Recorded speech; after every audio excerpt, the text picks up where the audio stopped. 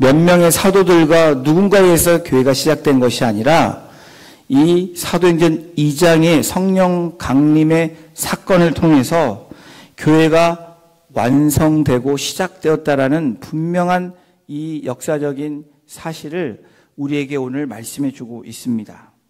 예수 그리스도의 부활이 있은 후에 여러분 50일을 맞게 되는 이 시간, 이 절기가 오순절 성령 강림 주일을 맞이하고 있는 저와 여러분들의 날입니다.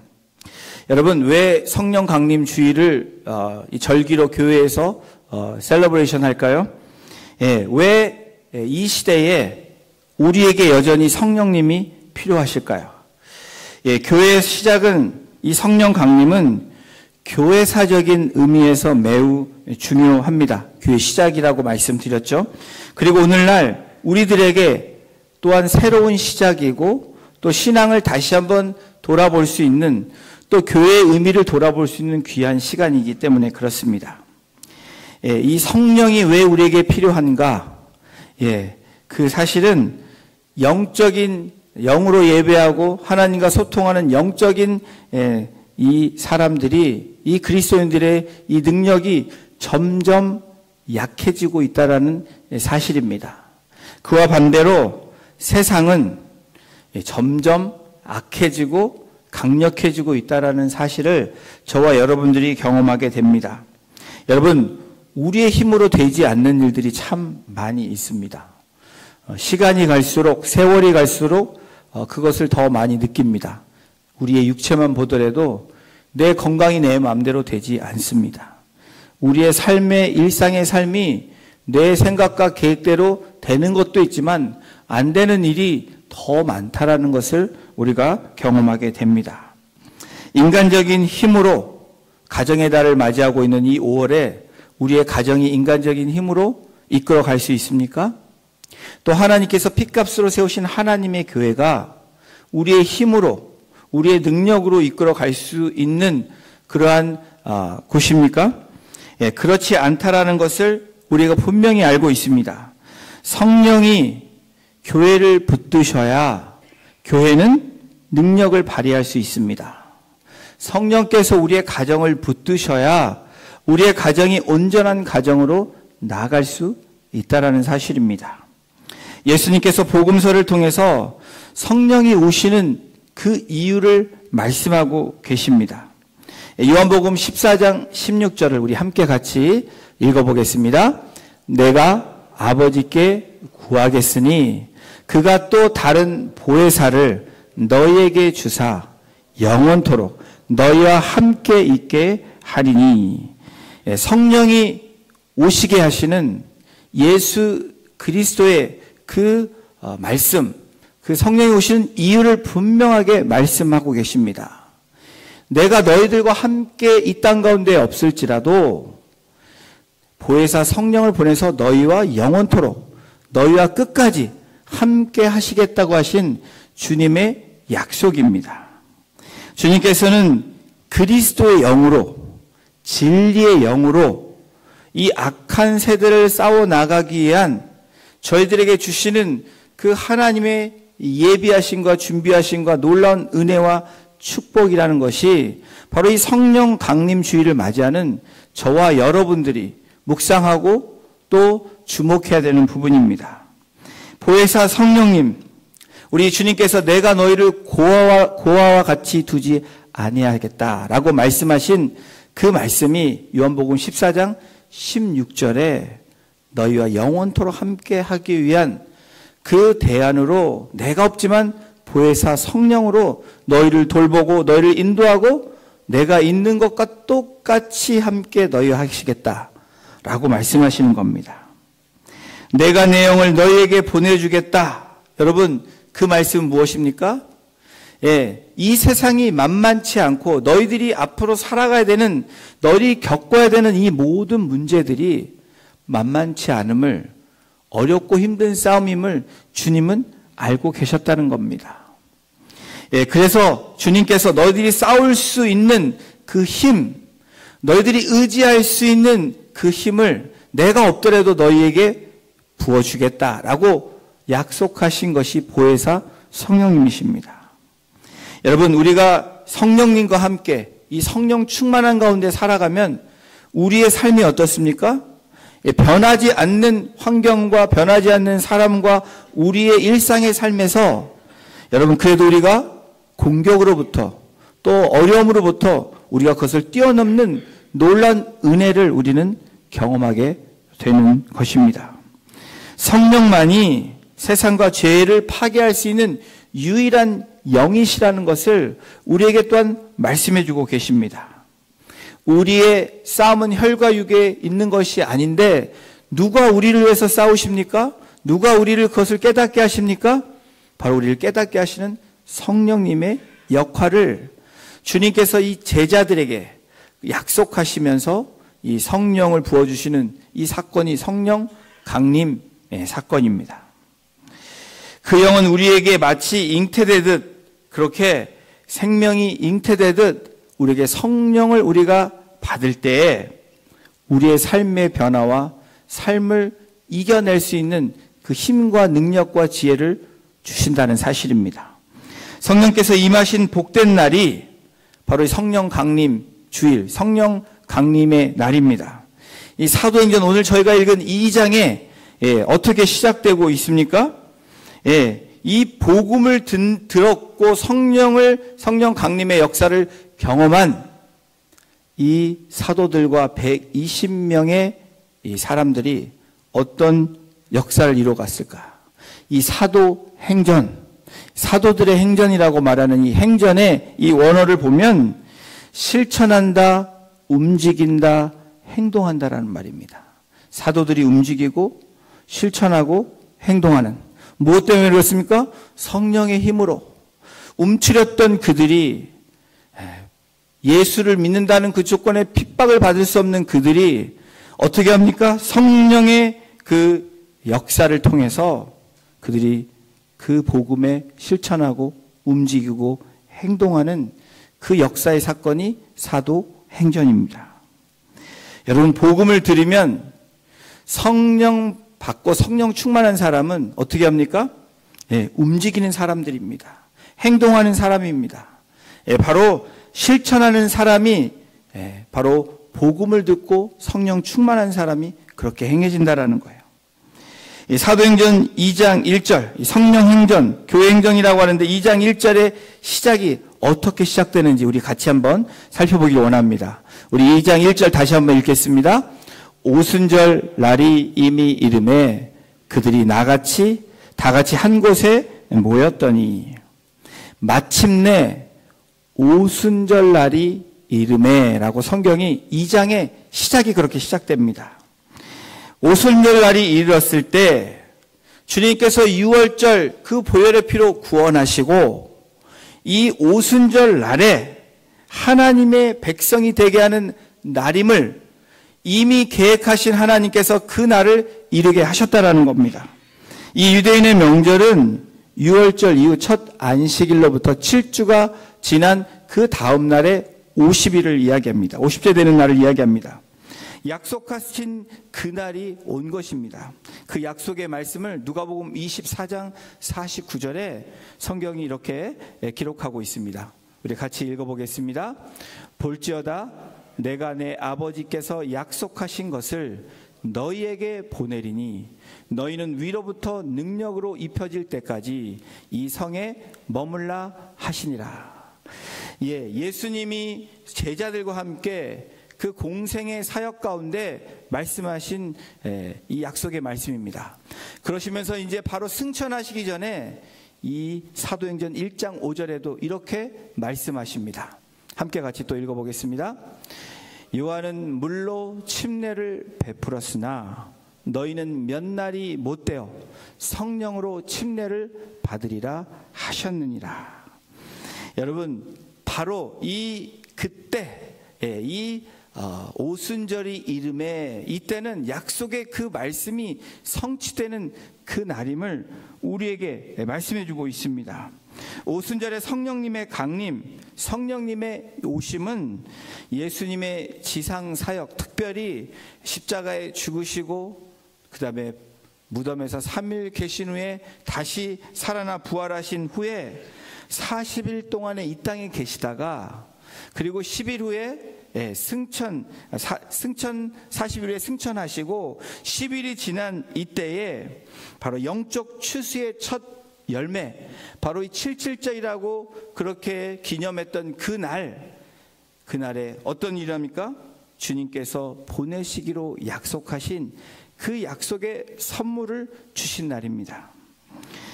구약시대 맥주의 초실절과도 77절과도 연관되어 수 있는 이 절기, 바로 이 오순절의 의미는 우리에게 교회의 시작의 의미이기도 하고 예수 그리스도의 첫 열매를 하나님께 드리는 바로 그 모습이기도 합니다. 오순절에 성령 강림하실 때 어떤 상황으로 1절에 기록되어 있는지 1장 후반부를 다시 보십니다.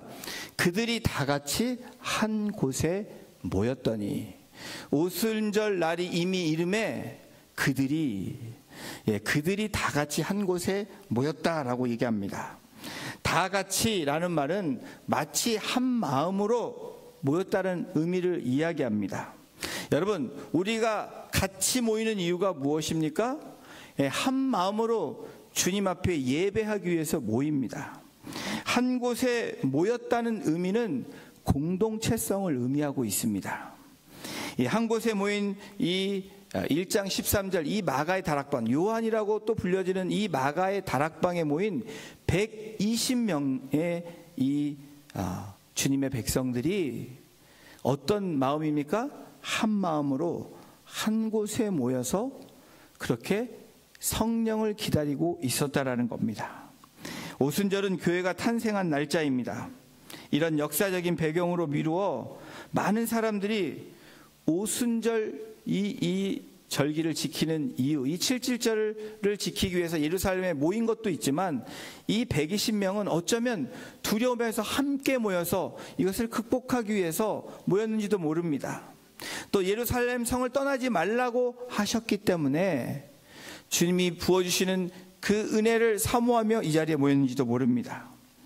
그런데 여러분, 성령이 어떻게 임했는지 이 2절에서 이렇게 기록하고 있습니다. 우리 2절을 함께 같이 읽어보겠습니다. 호련히 하늘로부터 급하고 강한 바람 같은 소리가 있어 그들이 앉은 온 집에 가득하며, 성령 강림의 역사는 그 비춰지는 이 모습은 호련히라고 얘기합니다. 누구도 예상하지 않았던 하나님의 은혜이고 하나님의 선물인 이 성령의 이 역사, 이것은 호련히라고 시작합니다. 그리고 하늘로부터 급하고 강한 바람 같은 소리를 나타내고 있습니다. 이 바람이 성령의 임재하심에 대한 징표로 나타나고 있는데, 여러분 이 원어를 볼 때 이 헬라어 이 영이라는 성령, 이 영이라는 이 단어가 푸뉴마라는 단어입니다. 근데 이 바람이라는 이 단어를 살펴보면 푸노에라는 단어로 같이 연관이 되어 있는 단어입니다. 이 뿌리가 같습니다. 그래서 여러분, 이 근거, 하나님의 영과 이 바람, 성령의 묘사한 바람과 같은 소리, 강한 바람과 같은 소리가 바로 하나님의 영이라는 것을 우리가 알 수 있습니다. 이와 같은 연관성은 구약에서도 잘 나타나고 있는데요. 열왕기상 19장 11절에 이렇게 성경이 기록합니다. 여호와께서 이르시되 너는 나가서 여호와 앞에서 산에 서라 하시더니, 여호와께서 지나가시는 여호와 앞에 크고 강한 바람이 산을 가르고 바위를 부수나. 이 엘리야를 통해서 하나님 역사하시는, 그 하나님의 영이 역사하시는 그 사건들을 묘사하고 있는 한 부분입니다. 급하고 강한 바람이 아니고 바람 같은 소리라고 이야기합니다. 이 성령님의 소리가 들려온 곳입니다. 여러분, 성령의 소리, 모인 사람들이 보고 들을 수 있도록, 준비할 수 있도록 보여주시는 하나님의 이 역사입니다. 이제부터 복음이 매우 강력하게 전파되어질 것이라는 그 전개를 이야기하고 계십니다. 하나님이 이러한 기적을 이번 한 번이 아닌 앞으로 계속적으로 반복할 것이라는 그 예시를 나타내는 이 장면이 이 성령 강림의 역사의 이 부분 2장 2절의 이 모습처럼 그렇다는 겁니다. 그런데 보십시오. 성령이 강한 바람 같은 소리로 들리는데 그들이 앉은 온 집에 가득했다라고 말합니다. 여러분, 성령의 소리가 거기에 앉은 모든 사람들에게 들렸다라는 겁니다. 소리가 들려왔다. 여러분, 무슨 말입니까? 성령의 이 임재는 우리의 귀로부터 시작된다라는 겁니다. 들음으로부터 시작된다라고 말씀하고 있는 겁니다. 여러분, 이게 무슨 말입니까? 하나님의 말씀을 듣는 것이 다른 것을 듣는 게 아니라, 다른 소리를 듣는 것이 아니라 그 강하고 바람 같은 소리인 하나님의 음성, 성령의 세미한 음성을 듣는 것이 바로 성령님의 임재하심의 시작이라는 것을 나타내주고 계시는 겁니다. 여러분, 로마서 10장 17절에 성경이 이렇게 말씀합니다. 그러므로 믿음은 들음에서 나며 들음은 그리스도의 말씀으로 말미암느니라. 여러분, 아이를 한번 잘 관찰해 보시면, 아이를 키우신 분이라면 여러분 이 원리를 알 수 있습니다. 아이가 처음 말을 할 때 어떻게 합니까? 입이 발달해서 말을 할까요? 아니죠. 엄마 아빠가 계속 말을 들려줍니다. 엄마, 아빠 이런 얘기를 계속 하죠. 그런 얘기를 하면 어떻게 될까요? 잘 들어서 말할 수 있는 겁니다. 우리가 왜 소통이 안 될까? 잘 듣지 않기 때문에 그렇습니다. 왜 하나님의 뜻을 모를까? 잘 듣지 않기 때문에 그래요. 우리가 이해하지 못하는 부분이 왜 그렇습니까? 잘 듣지 않기 때문에 그런 것처럼 여러분, 하나님의 이 성령의 역사, 그리고 성령의 임재하심, 이 모든 하나님의 말씀을 잘 들으면 여러분 우리가 볼 수 있고 느낄 수 있게 된다라는 겁니다. 믿음은 들음에서 나고, 여러분 들으면 끝나는 건가요? 그렇지 않죠. 3절을 함께 보십니다. 마치 불의 혀처럼 갈라지는 것들이 그들에게 보여 각 사람 위에 하나씩 임하여 있더니. 불의 혀, 이것이 두 번째 이 성령님을 가리키는 이 언어입니다. 불의 혀처럼. 여러분, 처음에는 귀가 바뀌고 두 번째는 어떤 역사가 일어납니까? 혀가 바뀌는 이 사건이 일어나고 있습니다. 혀는 무슨 기능을 하죠? 맛도 보지만 말할 수 있게 한다라는 겁니다. 불의 혀처럼, 이 의미는 무엇일까요? 바로 이 사도들 함께 했던 이 120명, 이 빛을 보고 빛이신 예수 그리스도를 나누어 주는 그 삶을 살기 위한 주님의 준비시켜 주심입니다. 불의 혀처럼, 이것은 그들에게 입혀진 뜨거운 열정과 열심을 말하고 있습니다. 주님을 향한, 복음을 향한 열정과 열심. 이 불의 혀처럼은 복음이 모든 것들을 이기며 세상을 펄펄, 세상에 펼쳐질 것을 이야기하는 것입니다.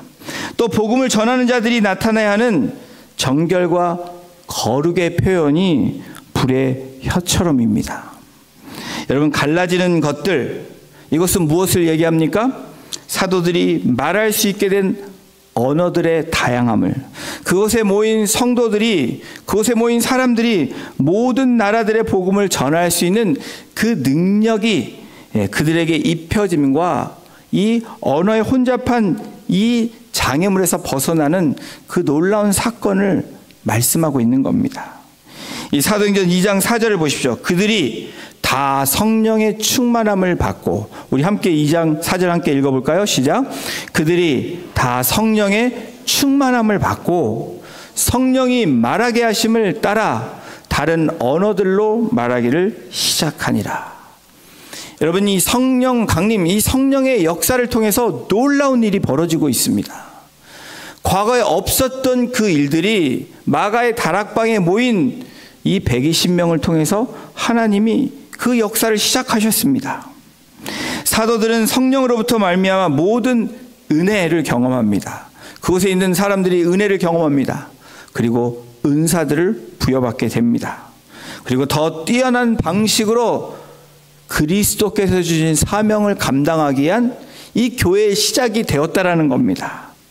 성령이 말하게 하심을 따라 이 헬라어 아포프테 게스타이라는 이 원어를 보면 단순히 말하는 그것을 의미하는 것이 아닙니다. 그것을 뛰어넘어서 성령으로 말미암아 각각의 언어들이 강력하고 탁월하게 또 그리고 사람을 설득시킬 수 있는 그 강한 말을 할 수 있는 그 능력들이 주어졌다라는 겁니다. 여러분, 2장 뒤에 보면 어떤 일들이 일어납니까? 베드로의 오순절 설교가 나옵니다. 예, 그렇게 강력한 말을 할 수 없고 배움이 없었던 베드로에게, 또 지식적으로 많이 부족한 베드로에게 이 성령이 말하게 하심을 따라 오순절 성령 이 설교를 하고 있습니다. 그리고 이 담대함을 보십시오. 내게 은과 금은 없거니와 나사렛 예수의 이름이라는 것을 담대하게 선포하는 사도 바울의 모습을 우리는 사도행전에서 만나볼 수 있습니다. 여러분, 이때 어떤 일이 벌어집니까? 2장 6절을 한번 보십시오. 이 성에 어떤 일이 일어났는지 함께 같이 읽겠습니다. 이 소리가 나매 큰 무리가 모여 각각 자기의 방언으로 제자들이 말하는 것을 듣고 소동하여. 이 의미는 제가 한국말 하는데 여기에 수많은 다른 언어를 하고 있는 한국말을 못 알아듣는 분들이 그 말을 통역이 없이 알아들었다라는 겁니다. 성령의 역사, 성령의 강림을 통해서 하나님께서 깨닫는 그 놀라운 은혜와 지혜와 그 해석을 하게 해주셨다라는 거예요. 여러분, 뭐가 이루어졌습니까? 소통이 이루어진 것입니다. 바로 하나가 되게 하는 하나님의 이 언어로 이들이 모두 통했다라는 것을 이 성령 강림 사건을 통해서 우리가 볼 수 있습니다. 여러분, 창세기 11장에 보면 바벨탑 사건이 나옵니다. 바벨탑 11장 1절에 보면 온 땅의 언어가 하나요, 말이 하나였다라고 11장의 시작이 그렇게 시작됩니다. 그런데 이들이 교만해져서 하나님에 대한 이 교만 때문에 더 성을 높이 쌓으면서 이 성부, 성자, 성령께서 뭐라고 말씀하십니까? 우리가 내려가서 언어를 혼잡하게 하는 사건을 통해서 흩으시는 사건이 일어납니다. 다시 말하면 언어로 인해서 새로운 문화가 발생하고 사람들이 서로 이 소통이 되지 않는 그런 일들이 일어난 사건이 바로 바벨탑 사건입니다. 그런데 오늘 사도행전 2장에 놀라운 일이 났습니다. 그 수많았던 그 수천 년의 시간들이 성령님께서 임재하심으로, 역사하심으로 여러분 어떻게 됩니까? 언어가 하나됨으로 거기에 모인 사람들이 다 소통되었다라는 겁니다. 사랑하는 성도 여러분, 성령이 강림하신 현상의 의미가 오늘날 우리에게 중요합니다. 왜 그렇습니까? 하나님의 영이 임하지 않으면, 성령으로 충만하지 않으면 우리에게는 아무런 일이 일어나지 않는다라는 겁니다. 다시 말하면 성령의 역사가 일어나지 않는다라는 것을 말씀합니다. 하나님의 성령께서 사로잡히시지 않는다면 여러분, 사람이 스스로 만들어낸 것도 아니고 만들 수도 있는 것이 아니라는 것을 여러분 나타내는 이 사건이 이 사도행전 2장에 나타난 성령 강림 사건입니다. 이와 같은 일들은 하나님이 하시지 않으면 일어날 수 없다는 것이 말씀을 통해서 우리에게 경험하게 하십니다. 여러분, 성령의 역사는, 성령 충만함은 여러분 보지 못한 사람들이 보게 되는 사건입니다. 듣지 못했던 사람이 강한 바람 같은 소리를 들을 수 있는 놀라운 그 사건과 은혜로 나아갈 수 있는 것을 우리에게 제시해주고 있습니다. 성령님과 함께 동행하고 성령님께 우리가 의지하고 성령님의 그 음성에 들을 수 있는 그 성령 충만함이 되어질 때 우리는 볼 수 있고 말할 수 있게 된다라는 겁니다. 여러분, 이것이 성령의 역사입니다. 성령 강림이 여러분, 그러나 사도행전에서 끝난 것이 아니라 지금도 계속되고 있다고 저는 믿습니다. 우리의 삶 가운데, 우리의 공동체 가운데 성령 충만한 하나님의 사람들을 통해서 우리도 성령님은 역사하고 계시다는 겁니다.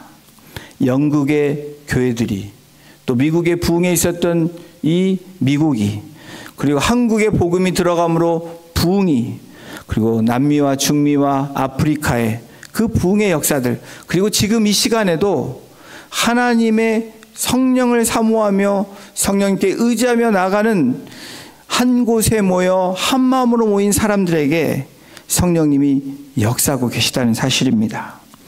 성령 강림의 역사는 사도행전과 2장에 국한되는 것이 아니라 오늘 성령 강림주의를 맞이하는 저와 여러분들에게도 여전히 ING로 진행되고 있다는 사실입니다.